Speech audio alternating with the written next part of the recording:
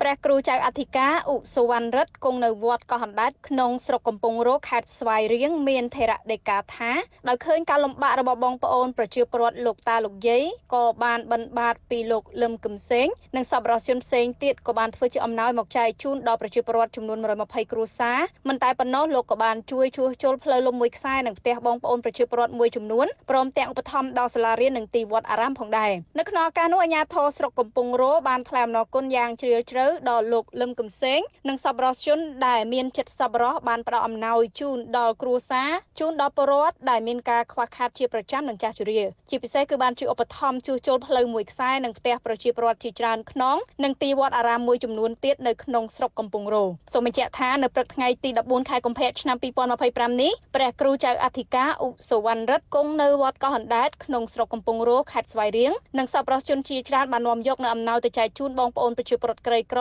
លោកតាលោកយាយចំនួន120គ្រួសារនិងលោកនាយកតំណាងសិស្សានុសិស្សសាលារៀនចំនួន7សាលារៀនកូនសិស្សទទួលអំណោយចំនួន